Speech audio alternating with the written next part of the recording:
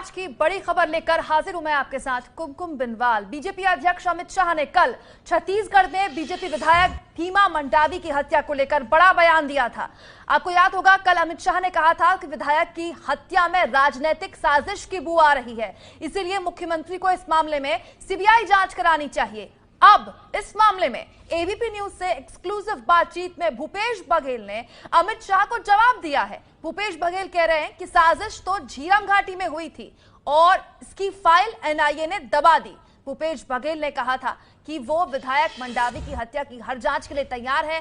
9 अप्रैल को, याद दिला दे आपको, नक्सली हमला हुआ था जिसमें बीजेपी विधायक भीमा मंडावी समेत 5 लोगों की निर्मम हत्या हुई थी। अब इस मामले में एबीपी न्यूज से की है एक्सक्लूसिव बातचीत छत्तीसगढ़ के मुख्यमंत्री ने। बीजेपी के राष्ट्रीय अध्यक्ष अमित शाह ने कहा कि विधायक की मौत पर उन्हें राजनीतिक साजिश की बू आ रही है। मुख्यमंत्री भूपेश बघेल जी हमारे साथ हैं। अमित शाह ने कर बहुत बड़ा हमला आप कर किया है और कहा है ये राजनीतिक साजिश है।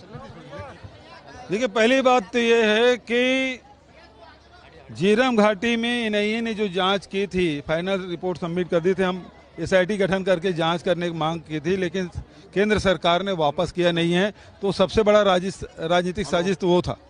दूसरी बात, इस घटना भीमा मंडावी की घटना की बात है तो उसके दुख तो है, किसी भी व्यक्ति की मौत होगी, दुख सबको होगा।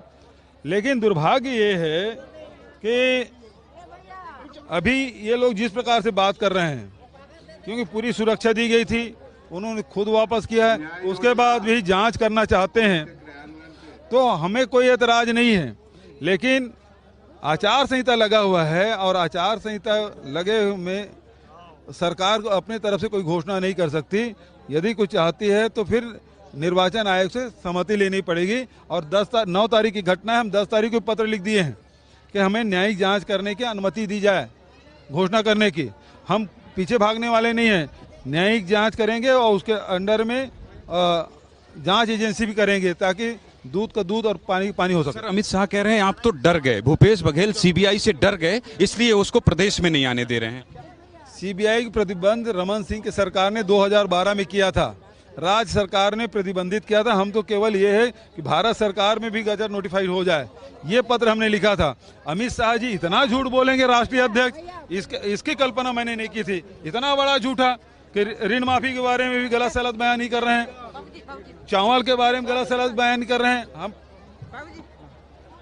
दूसरी बात ये कि आप जो कह रहे हैं ये आय पर चर्चा, चाय पर चर्चा, ये क्या समझा जाए? मोदी जी को काउंटर कर रहे हैं क्या आप ये करके? जो न्याय पे योजना है, जो राहुल गांधी जी ने जो लॉन्च किया है, घोषणा किया है, उस पे चर्चा के लिए कार्यक्रम आयोजित किया गया था, जिसमें 72,000 प्रति वर्ष हर परिवार को दिया जाएगा। जो गरीब लोग हैं, जिनके 12,000 इनकम है, उनको दिया जाएगा। मुख्यमंत्री भूपेश बघेल ये कह रहे हैं कि अमित शाह जो है, जो भी आरोप लगा रहे हैं, वो जब झीरम हमला हुआ था तब वो समझे कि कांग्रेस का कितना बड़ा नुकसान हुआ था, लेकिन फिर भी वो तैयार है किसी भी तरह जांच के लिए। आचार संहिता में सरकार कोई घोषणा नहीं कर सकती, विधायक को पूरी सुरक्षा दी गई थी और तमाम तरह की दलीलें मुख्यमंत्री अमित शाह के बयान के पीछे दे रहे हैं। कैमरा पर्सन दुर्गेश साहू के साथ ज्ञानेंद्र तिवारी, एबीपी न्यूज, रायपुर। तो छत्तीसगढ़ के मुख्यमंत्री एबीपी न्यूज से एक्सक्लूसिव बातचीत में कहते हुए कि हमने तो घटना के तुरंत बाद दूसरे दिन ही न्यायिक जांच के लिए पत्र लिख दिया था। झूठ क्यों बोल रहे हैं अमित शाह? इन सब के बीच अब आपको सुनाते हैं बीजेपी अध्यक्ष अमित शाह ने बीजेपी विधायक की हत्या को लेकर किस तरह से राज्य की कांग्रेस सरकार पर आरोप लगाए थे।